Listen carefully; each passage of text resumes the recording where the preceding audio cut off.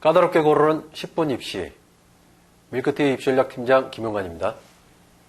자, 오늘도 미라클레도 합격의 지름신 김정수 원장님 나오셨습니다. 안녕하십니까? 예. 오늘은 이제 저희가 지금 지난 시간에 살펴본 게 종합전형에 대해 살펴봤잖아요. 그래서 오늘은 이제 다양한 이제 선발 방식, 그리고 그런 선발 방식을 이제 어떻게 입시 결과를 이제 볼 수 있는지 그거에 대해 좀 살펴볼 텐데요.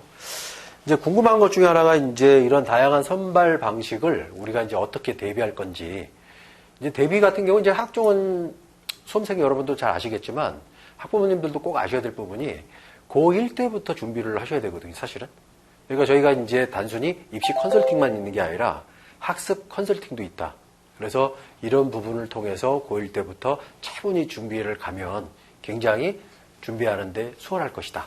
그래서 그런 이제 다양한 방법에 대해서 이제 원장님 오늘 소개해 주신다고 들었습니다. 예. 좀 소개 좀 해 주십시오. 예. 먼저 이제 학생부 종합 전형은 복잡하기로 유명합니다. 예. 그래서 지난 시간에도 이제 사회자께서 얘기한 것처럼 금수저 뭐 예. 이런 얘기도 들고 예. 그다음에 아이들이 준비하는데 상당히 어려움을 많이 느끼기도 합니다. 예. 그래서 제가 강의 처음 할 때 누군가에서 옆에서 도움을 좀 받으면 좀 유리하지 않을까라는 얘기도 드린 것처럼 좀 이런 유튜브 강의를 들으면서 그런 것들 준비를 좀 했으면 좋겠습니다. 네, 그런 상태에서 이제 보시면 대학은 이제 세 가지 정도로 이제 나눌 수가 있습니다. 뭐 워낙 복잡해서 어떤 대학, 그렇죠. 어떤 입시 제도, 입시기관에서는 3,800개가 된다고 하니까 그거를 뭐 일목요연하게 다 설명할 수는 없고 딱 이제 구분해서 크게 얘기하면 일괄 전형, 단계별 전형, 추천자 전형 이렇게 얘기를 할 수가 있습니다.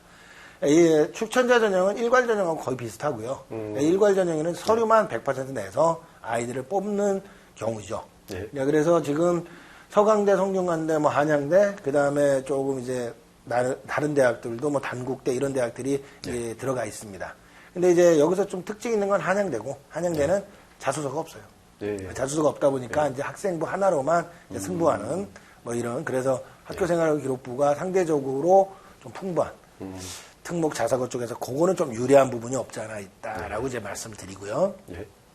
대부분 대학은 이제 서류를 1차에 접수를 하고 그래서 3배수 내지 5배수를 뽑아서 면접을 하는 전형입니다.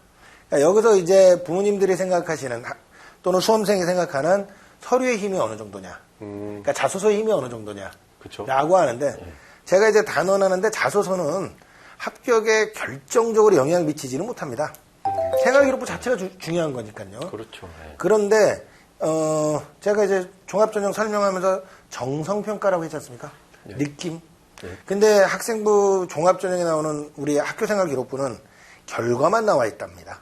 그러니까는 과정, 느낀 점, 그러니까 주관적으로 공감할 수 있는 이런 것들은 좀 떨어지니 자소서가 생활기록부를 서브할 수 있는 힘으로는 상당히 위력이 있죠.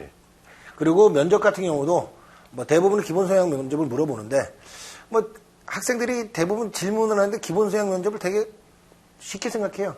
뭐 예를 들어 우리 학교 왜 왔니? 왜 온지 몰라요. 보통 대학은 점수 맞춰 가지 않습니까? 뭐 굳이 뭐 그 대학에 가고 싶어서 간다? 물론 뭐 동국대학교 경찰행정학과라든지 뭐 건국대학교 부동산학과 같은 데는 그렇게 가긴 하는데 대부분은 점수 맞춰 가니까 그 느낌이 저쪽 상대방으로 하여금 오게 만들어야 되니까 그 면접도 아주 중요하고. 제가 강조하고 싶은 건 전 추천자 전형입니다. 추천자 전형이라고 하는 것이 이제 경희대, 건국대, 뭐 동대 해가지고 있는데 지금 동대는 2022학년도에 추천자 전형이 교과로 빠져버립니다. 근데 저 전형은 학교에서 특정 인원 추천을 받거든요. 그러니까 여기서 면접도 없고 그러다 보니까 상대적으로 종합 전형임에도 불구하고 교과 성적을 좀 많이 본다. 이런 특징을 좀 갖고 있습니다. 그 이제 이게 지금 저희가 이제 22학년도를 생각하면 이제 지난 시간에도 이제 말씀드렸다시피 추천자 전형이 이제 늘어나잖아요. 근데 여기서 이제 한 가지 의문점이 좀 생기는 게 있어요. 왜냐하면 이제 자료를 분석하다 보면 이게 학교 추천 전형 같은 경우에 인원이 제한 없음 뭐 이렇게 떠요. 와 좋겠다 그러면 다 할 수 있겠네 막 이런 식으로. 근데 이게 실질적으로 이게 현실적으로 이게 가능한가 이런 이제 의문점이 들고요. 또 하나는 여기에 따른 이제 뭐 문제점은 없는지 뭐 저기 원장님 생각은 어떠신가요?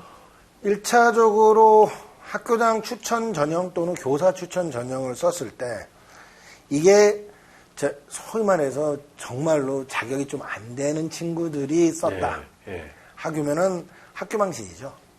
학교 방신이 말이죠. 근데 그게 왜 그러냐면 문제가 뭐냐면 나중에 그 학교는 추천이 신뢰도가 없다. 그런 점에서 그래서 아무나 쓸 수 있는 건 아니다. 그냥 뭐 대학마다 출신 고교를 공개를 좀 하지 않습니까? 그러니까 걔네들이 데이터를 어느 정도 갖고 있으니 이 친구의 추천은 뭐 의미가 없다. 이 대학은 이 고등학교는 아무나 추천해 준다. 그러면 그 대학에서는 그 추천을 신뢰하지 않으니 학교에서 추천을 받을 때는 그런 추천을 해주는 선생님들이 합격의 당락을 여부를 어느 정도는 생각하시고 추천을 해주는 경우가 대부분이라고 생각합니다. 근데 이제 우리가 생각할 때 이제 사실 수도권 쪽에 있는 학생들은 이제 학원도 많고 컨설팅도 많이 받으니까 이제 원장님도 뭐 인천 쪽에서 이렇게 활동하시잖아요. 근데 제가 궁금한 거는 이런 거예요. 이제 정보나 이런 입시 정보가 조금 이제 좀 약한 이제 지방 같은 경우 고민을 해요. 내가 일반 전형을 쓰는 게 나을지 이제 추천 전형을 쓰는 게 나을지 이런 고민을 하거든요. 그래서 이제 여기 보시다시피 지금 학교가 일반 전형, 추천 전형 이렇게 나눠놨는데 이제 이 두 전형이 갖고 있는 뭐 차이점, 뭐 의미, 뭐 이런 건 뭐가 있을까요? 지금 추천 전형은 기본적으로 교과 역량, 학업 역량 이런 것들을 많이 강조합니다. 그래서 경희대나 건대 같은 경우는 내신 성적이 한 30%에서 40%를 또 별도로 반영을 합니다. 그렇기 때문에 내신이 여기서도 보시다시피 1등급 이상의 차이가 좀 나죠. 뭐 경희대 같은 경우는 경영학과가 네오르네상스라는 전형이 있는데 2.97등급인데 추천자 전형을 하면 1.55 등급으로 이제 대폭 상승하죠. 그리고 그 대신 추천 전형은 제가 항상 이제 강조를 하는데 문 닫고 들어가자. 문 열고 들어가나 물 닫고 들어가나 어차피 입학생은 똑같다. 그랬을 때 충원율이 좀 높다. 그러니까는 과감하게 조금 도전해 볼 수 있는 전형이고 뭐 종합 전형 같은 경우는 이제 자기 실력에 맞게 조금 약간 과하다 싶을 정도로 하더라도 실력에 맞는 정도로 가는 게 낫겠죠. 그리고 1차적으로는 추천을 갖고 있기 때문에 경쟁률 자체가 좀 작아요. 경쟁률이 작다 보니까 일단은 합격을 할 확률도 높게 되겠죠. 근데 경쟁률이 적다고 그러셨는데 이제 지금 아까 이제 말씀드렸다시피 22학년도 같은 경우에는 그래도 제한이 좀 많이 완화되면서 경쟁률도 굉장히 이제 높아지고 조금 더 성적이 좀 떨어지지 않을까 이제 이런 생각을 좀 하고 있거든요. 그거에 대해서는 어떻게 생각하십니까? 그것도 일리 있는 말씀이시죠. 일리 있는 말씀이시고 일단 경쟁률이 높아지는 거는 이제 성적이 떨어지게 되는 이런 요소도 좀 반영할 수 있는 것이 있죠. 왜냐면 거기서 또 서류가 좋은 친구들이 합격할 수 있으니까 일반적으로 경쟁률이 높으면 내신 성적이 올라간다라고 얘기를 할 수가 있지만 이게 종합 전형이기 때문에 서류 성적도 반영이 되다 보니까 그렇게 많은 아이들을 하다 보면은 좀 내신이 떨어질 수 있는 가능성도 없지 않아 있죠.